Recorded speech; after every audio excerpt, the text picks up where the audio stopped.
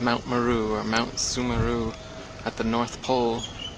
Supposedly there's a magnetic mountain called Mount Sumeru, and it's at the center of the world.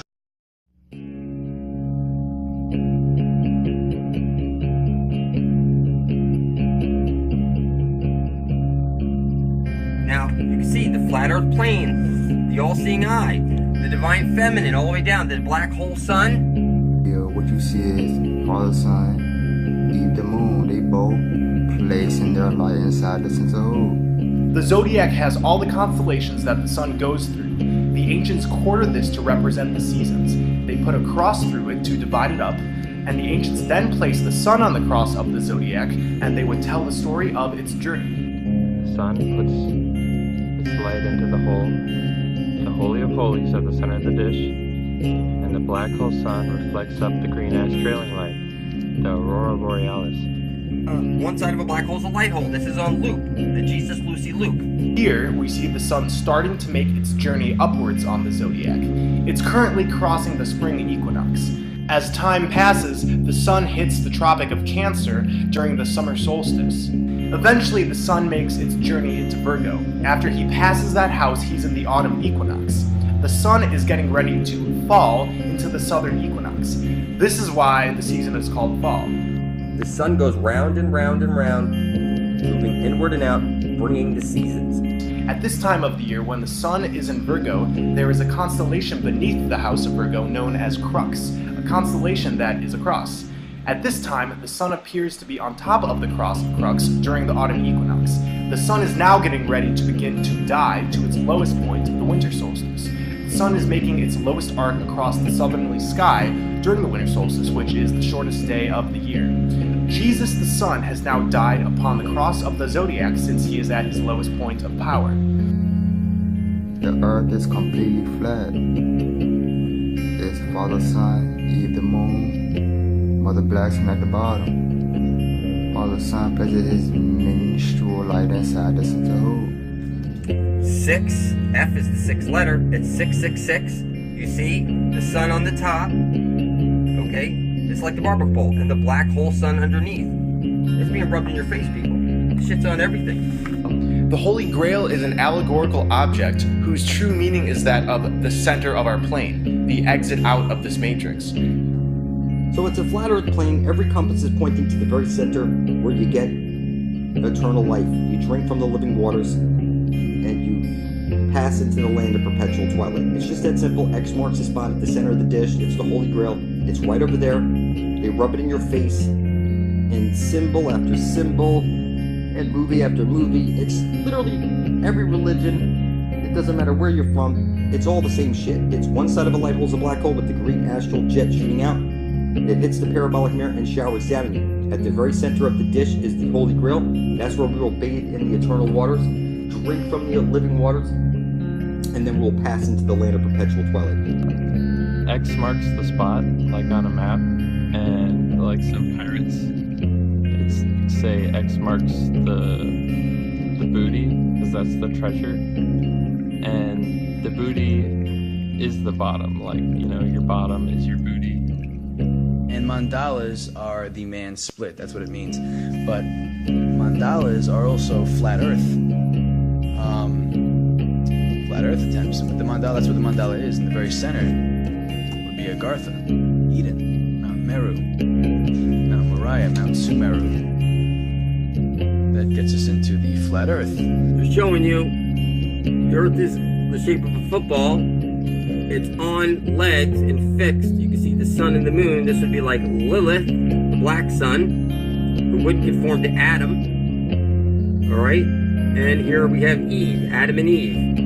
And, okay, you can see the eye, black hole sun. Aurora Borealis is the astral jet. Like, people talk about, like, astral projection and, you know, that kind of stuff. But it's like, you know, astral, like the ass-trailing jet. And that's why there's all this, like, X marks the spot, booty, treasure, prize at the bottom. Your clock looks like a clock for a reason. Fits over the flat earth map. cross, your Jesus, that's X marks the spot where Jesus the Son placed his light. Robert de Boron was the first one to describe the true Holy Grail. The Grail was said to be Jesus' drinking vessel from the Last Supper, and which Joseph of Amoravia used to catch Jesus' blood during the crucifixion. The first continent is known as the imperishable sacred land, and is the most mysterious of the 7 continents. It is said to be located in the region of the North Pole. So, you have to understand one thing, is that this thing is not cold, it's not Arctic because it's cold. This word means awakening. In medieval art, the Holy Grail is typically placed in the center of a flat, round table. This is telling us what I'm saying. The prize is at the center of our plane. Gerard Mercator, of all the people involved in the history of map making in the Netherlands, and indeed elsewhere, one name stands above all others, then as now. Gerard Mercator was preeminent as a cartographer in whom geographical scholarship was allied to technical ability as map draughtsman and engraver. Mount Meru is at the center of an island, as shown by a map made by Gerardus Mercator in 1595. This isle is located somewhere in the Arctic. Mercator actually mentioned in a letter around the same time. Right under the pole, there lies a bare rock in the midst of the sea, and it is all of magnetic stone. Mercator is the most widely known figure in the history of cartography. His is a name recognized by anyone with even the most basic acquaintance with maps. This sacred land is stated never to have shared the fate of the other continents, because it is the only one whose destiny is to last from the beginning to the end of the Manvantara throughout each round. It is the cradle of the first man and the dwelling of the last divine mortal, chosen as Shishta for the future seed of humanity. As I've talked about in previous videos, the 8-rayed symbol is usually synonymous with a gateway. The cross of the Elu represents the gate of God. The Sumerian 8-rayed symbol of the Nibiru represents a gate. The Dharma wheel, symbolizing the walk towards enlightenment, is a gateway to nirvana. And there's many more. These are all converging towards the center. All compasses have 8 points, and this is no accident. Our compasses point towards this magnetic mountain where we must go to achieve everlasting life. This is why there's always an arrow or red mark indicating where to come pass. The Matrix is the way it is for a reason. Everything is shown in plain sight. Every single one of these symbols is showing you the same exact thing. This is the North Pole. These are lands around the North Pole that they don't tell us about, but they did tell us about right here. The first continent surrounded and included in the North Pole and extended somewhat southwards from the pole in 7 different zones like the leaves of a lotus.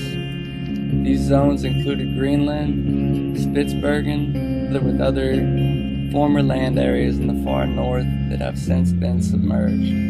The central locality of the first continent was right at the North Pole. The 360-degree mark is going to be your exit.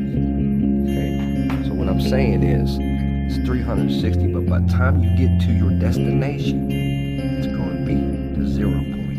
You will have arrived at the 0 point.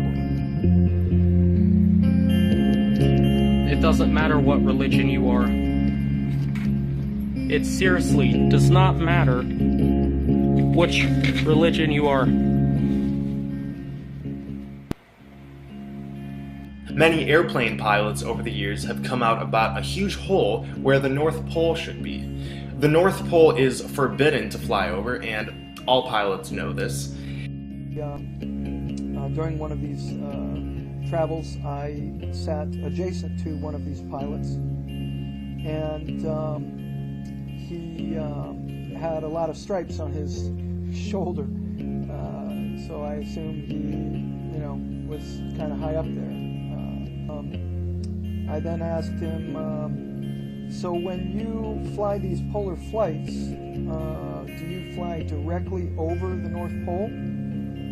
And he then all of a sudden got defensive on me, and he said, well, wait, what are you asking me these questions for? He's looking around to see who else was paying attention. And I said, it's a very interesting subject to me, and I'm just curious. He said, look, you cannot, when pilots fly northern polar flights, they cannot fly directly over the North Pole. There is no North Pole. You fly around the pole. Why do you fly around the pole? Because there's a big frickin' hole up there. You cannot fly over the hole.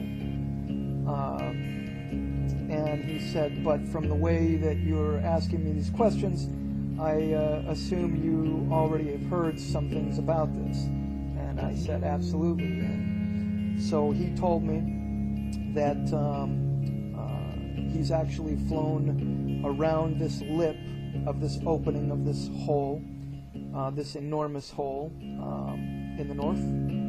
And he said if you tried to go further in towards this hole of this lip, over around the edge of this lip, then, or into, all of your instrumentation would start to go haywire. And he said, so you just couldn't do it. This is where true magnetic north is. This is where the astral light, the aurora borealis, shoots out. This is where we need to get to.